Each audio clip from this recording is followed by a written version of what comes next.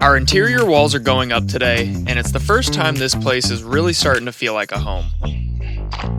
We are Zach and Ashlyn, building our off-grid passive solar home here in Kentucky. Every 2 weeks, we share our build, our homestead, and our dream of a self-sufficient life. Now let's get to work.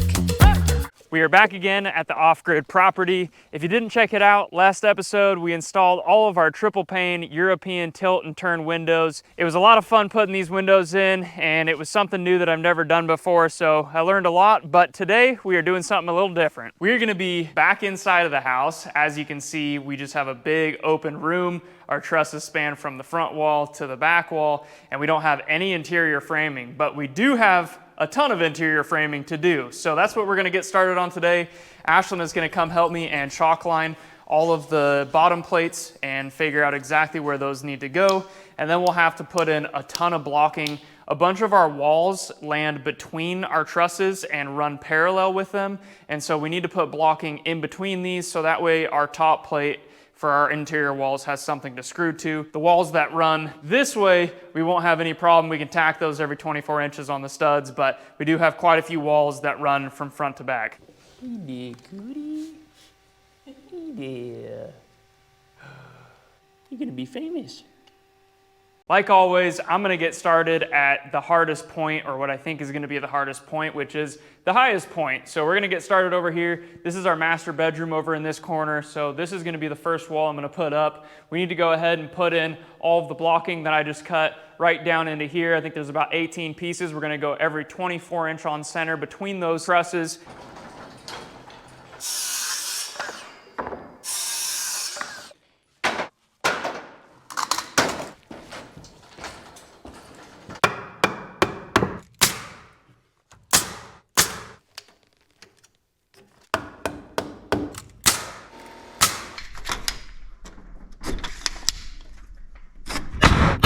When we're framing interior walls on a concrete slab that may not be perfectly flat throughout the middle, sometimes there's little humps and waves. So what we need to do is put down our bottom plate, and I'm just gonna anchor that thing in now, and then we'll go ahead and measure every single stud, cut every stud individually, nail every stud individually in place, and then we'll move on to other walls. Just like we did on our exterior walls, we are using a pressure treated bottom plate, but the only difference between our exterior and our interior is the exterior we did 2x6, the interior we're doing 2x4, really no reason to do 2x6. None of our interior walls are gonna be load bearing at all, so there's just no reason for it. We have one anchor bolt that we already drilled, and we drilled this so we could kind of counterbalance the exterior walls a little bit, so we had an anchor point, and so I need to measure off for that and drill for that. But we need to drill about 1 every 4 feet is what I'm gonna do. It's not really a structural thing, it's more or less just to keep the bottom plate in place, make sure it doesn't move or anything, make sure it's secured to the foundation. The smart thing to do when you're doing all of your walls, and something that I took into consideration when I was doing the exterior, and we didn't really have any issues with our anchor bolts, is to actually lay out your wall and figure out your 16-inch on center for your studs, and then put your anchor bolts between those, because I've seen a lot of times where the anchor bolt will end up underneath a stud and they'll have to block around it or add an extra stud, and that's just craziness. Just take the time to really outline those things and figure out where those anchor bolts need to be, so that way they're out of the way and they're between 2 different studs. For this next bottom plate in the row, we actually have some plumbing that falls between this. This is the spare bathroom, or what we're calling the kids' bathroom, and so we need to mark out for this and drill those out.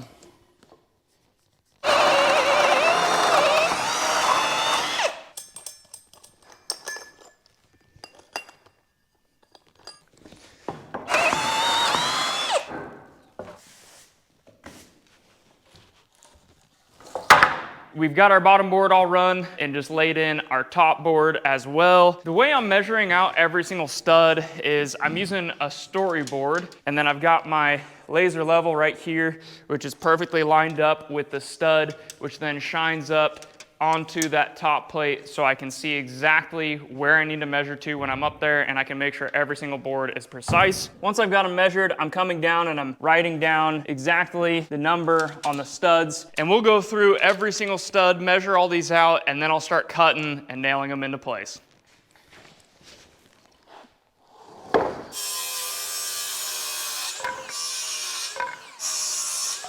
This right here is our Oupes Mega 3 power station, which is portable, and we have been using this thing constantly. Whether you are off-grid or you are looking for a backup power source for your home, or if you're just looking for a portable power station to put in the back of the truck and power all of your tools or whatever you need from anywhere, I'm able to power my table saws, my skill saws, I'm able to charge all my batteries, my drills, and I'm able to do it all day long without any interruption. Honestly, it's been a necessity for us while we've been building this house. We've got our DC, which is our USB ports. It's even got a USB-C port, has a connection where you can put solar panels. We've got our AC to where we can do 20 amp plugs. We also have a 30 amp plug, and you even have 12 volt like your car has. August is hurricane preparedness month for Oupes, and they're having some massive sales on the 11th, the 12th, the 18th, and the 19th, with discounts up to 54% and rebates up to $350 through the residential clean energy credit. So check out Oupes to get your very own Mega 3 portable power station and use the code TPHBAG to get your own emergency bag from Oupes.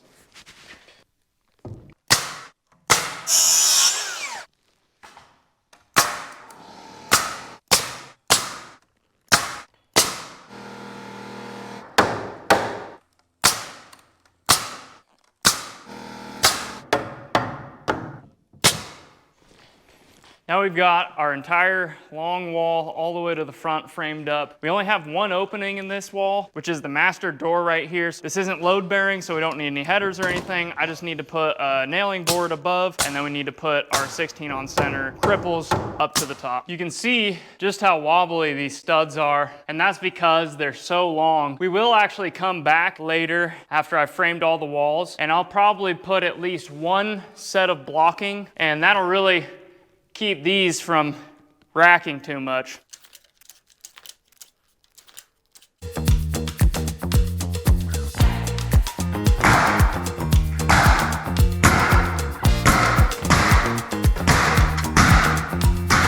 We got this all nailed up on the floor. Now we need to go ahead and try and stand it up.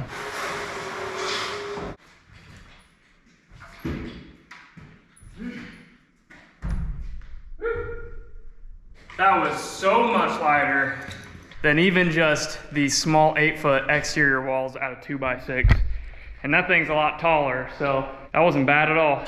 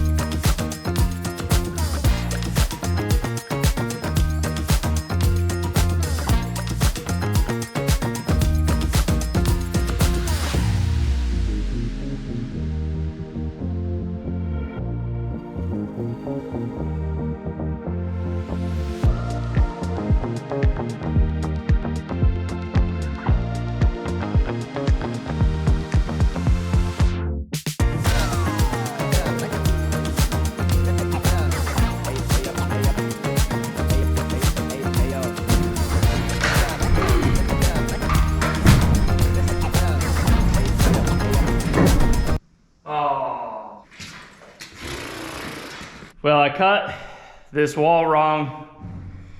It's too long. I gotta bring it back down, recut all these boards, and then put it back up.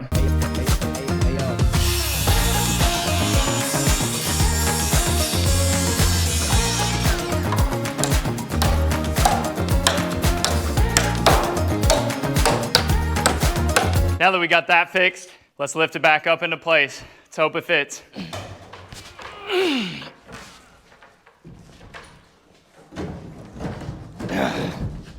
That looks better.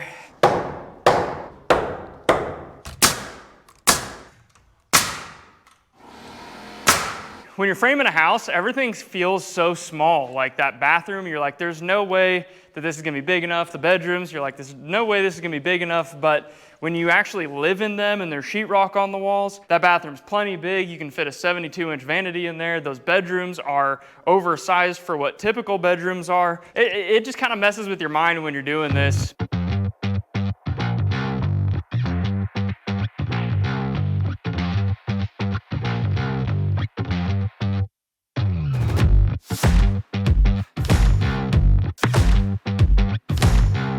Now that we've got this big tall sloped wall in, we can go ahead and put in our middle wall. And what I've gone ahead and done is I've set up my laser level right there on that chalk line, and that follows all the way up. And I go ahead and mark that back side, and I'll measure my studs to that back side of where I've marked.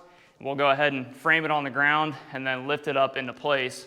If we've done things right, this should be 12 feet, and it is.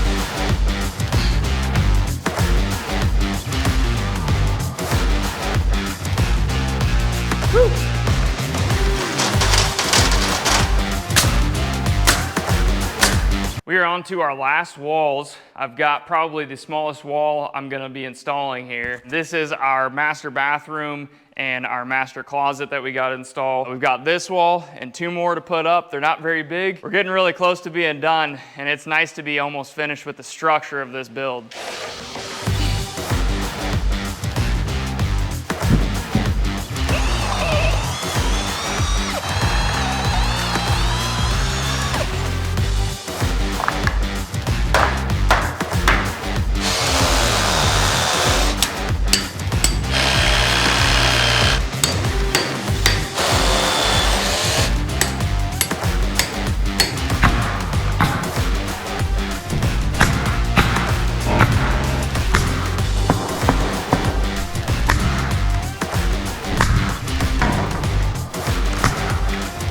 So we're here in the master bedroom. That is the master bathroom door right here. And then this one right behind me is our master closet. And this is the last wall right down here that we've got to put up. And then we are really done with the structure of this. We do need to put in some blocking. These taller walls are a bit flimsy, as you can probably see. So let's get this last wall put up, and then we can get started on the blocking.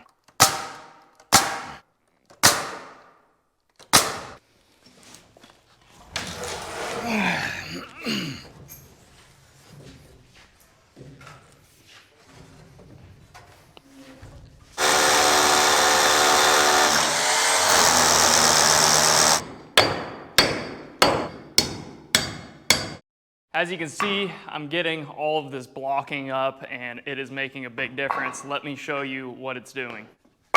So right here is a wall that hasn't been blocked, and this is a door opening, and you can see how easily I can move that entire thing. And right here is basically that exact same opening, but on the other side, and I've got blocking at 6 feet, and you can see that blocking is doing a really nice job. So That 6-foot blocking all around is gonna make a big difference. It'll help us from our sheetrock cracking because the walls won't move and flex as much, and it'll make a much stronger, stiffer wall for sure. So this conduit pipe we ran when we did the concrete slab. If you haven't checked out that video, go back and check it out. We've been making a series of videos on this entire build, so if you missed any part of it, just go back, check out our new farm playlist, and you can see every video we've made up till now. But this is the conduit pipe, so that way I can string a wire for our oven, a big huge wire for our oven, and then I can string some wires for a couple outlets on here, so that way when you're sitting at the bar area you can hook up outlets, things like that. We'll have outlets on this side towards the kitchen side as well. But we need to run a little tiny pony wall right here, just kind of floating for now. It's not going to be very structurally sound because it's just going to kind of be sitting there and tacked in into the concrete, but when we put the cabinets up to it, it's going to hold really nicely. So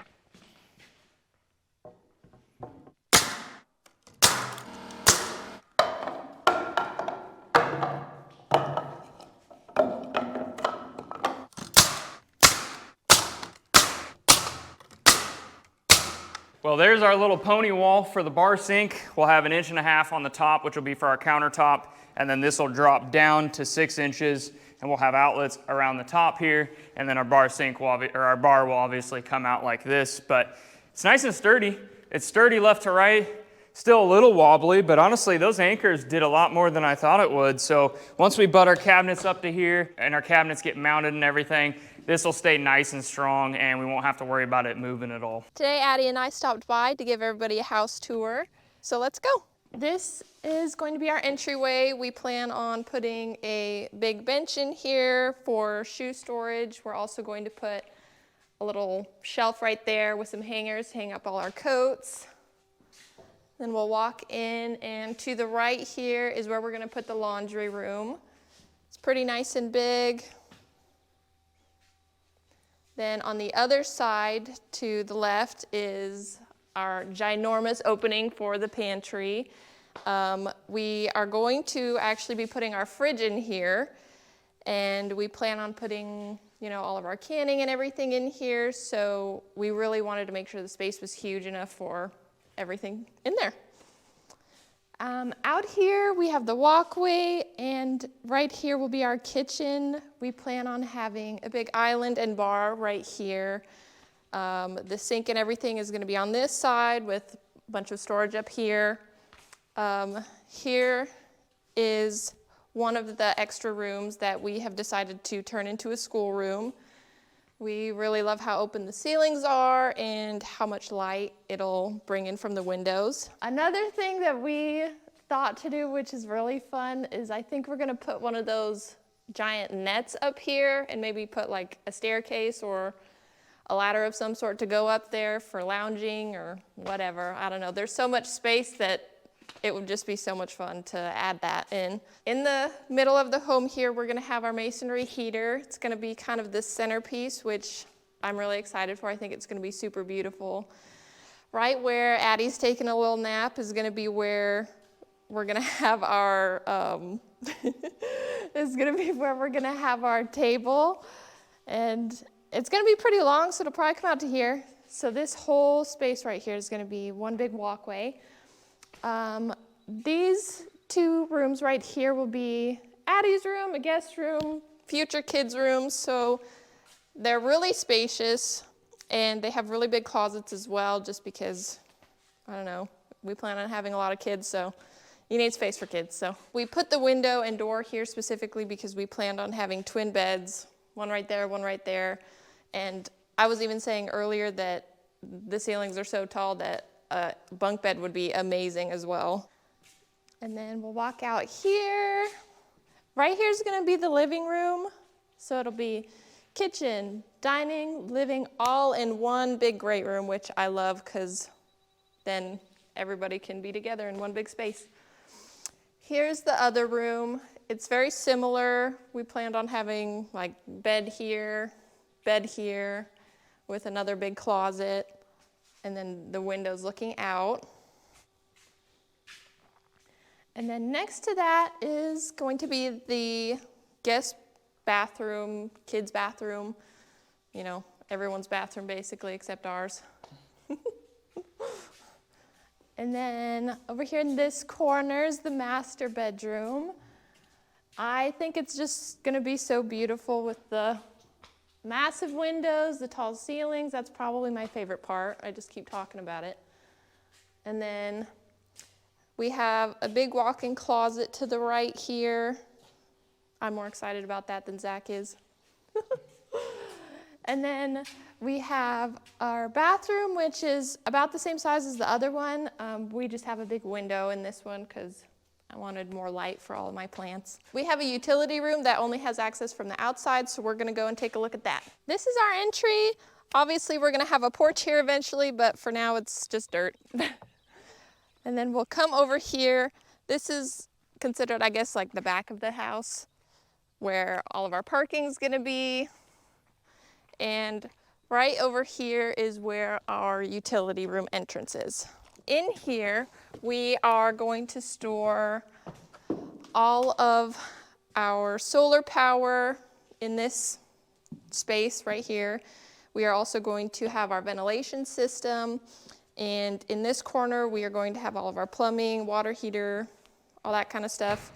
And there's a huge space all right here and kind of above, so we plan on putting extra storage, Christmas stuff, all sorts of random stuff that we don't want in the house will pretty much be in here. The reason why we have plumbing, electrical, everything storage in this space is because we didn't want to involve it in the rest of the house. That way, you know, if we ever have any water issues or we have to replace things, it's super easy to just make a mess in here, do whatever we want and not have to trek through the house. Makes it really simple to just walk right on in and have everything we need right there. So that was the floor plan of our house. We get a lot of comments asking if we used an architect or if we found the plans online. And when we did look at those things, we just found that those plans did not have everything we needed. They didn't have a massive pantry. They didn't have the big great room with all the rooms surrounding it like we wanted to. And so we made it ourselves. You might think we're crazy for doing that, but this entire build we put together, we thought of the layout, we thought of the ideas. We took months and months and months and made multiple changes to the layout and outlined it in our own house to see how it would feel, all kinds of stuff. And we've come up with this. And one thing we've been using a lot is this right here. This is called Floor Plan Creator. It's just online. We bought a certain amount of floor plans so we could do different ones and whatnot. And that's what I've used since day one, since putting in the concrete, since doing the framing on the exterior, framing the interior. That is how we've done every single thing the entire way. And it's been a lifesaver. You gotta make sure your numbers are on point and you gotta double check, triple check, quadruple check everything, because if you put a pipe in the wrong spot, you're gonna have to jack up the concrete, all that good stuff. And thankfully, we've put everything exactly where it needs to be. But that's how we've designed this house, did it all on our own. We didn't want an architect to come in and design something that wasn't for us, even though we could probably give our input. We wanted exactly what we wanted. We wanted the schoolroom where we wanted it. We wanted the pantry where we wanted it. We wanted the dirty stuff towards the front of the house. We wanted the bedrooms and everything towards the end of the house and in the middle. And everything is exactly where it needs to be for our needs. It may not work for somebody else, but for us, it's exactly what we want. Well, that's the interior framing all done. This has been such an amazing project for me to work on, and of course it's been a ton of work. It's been a lot of fun. There's been a lot of blood, sweat, and tears into this house so far, and looking at it like this is it's pretty amazing to take it from the floor plan on my phone to what we have here. We actually can see our bedrooms and our living room and dining room, and if you've ever built a house, it's kind of a strange feeling at some point, and I've had it a couple times throughout this build where I feel like I'm dreaming a little bit because we've just been planning and planning and planning, and now you're actually looking at it, which is kind of crazy because I remember when this was dirt below me, and I was just working the ground to start the foundation, and I was thinking, man, I have a long way ahead of me. But now at this stage, I feel like we're really getting somewhere, and we're gonna be making some headway. It's been raining like crazy, so I haven't been able to do the septic or the cistern or pour the porch slab or pour the concrete slab for the garage or do any of that outside stuff like the solar array. So I've just been in here doing this stuff as much as possible, and the second it gets nice and sunny and dry and I can dig a big hole without it filling up with water really fast, I'm gonna go outside and do that. But it looks like it's gonna keep raining and raining and raining, probably until August or middle of August, I assume. And so we're gonna go ahead and keep going on the interior. There's no point in sitting around. We have plumbing to do, electrical to do, a mini split to install, an ERV system to install, and there's all kinds of stuff to still do inside, and so we'll get going on that. Throughout this whole build, I've just been thinking how amazing it is to be able to build our own home. I think one of the most amazing things, and something that I experienced as a kid, was, you know, my grandma and grandpa built their own home in the 90s, and they built it with their family, and they did it on their own, and I always remember bragging to everybody about how amazing that was, and you know, any friends that would come over, I'd always show them the house, and you know, oh, my grandparents built this, and I hope that, you know, our kids or my grandkids someday do the same thing on this house and this property and talk about,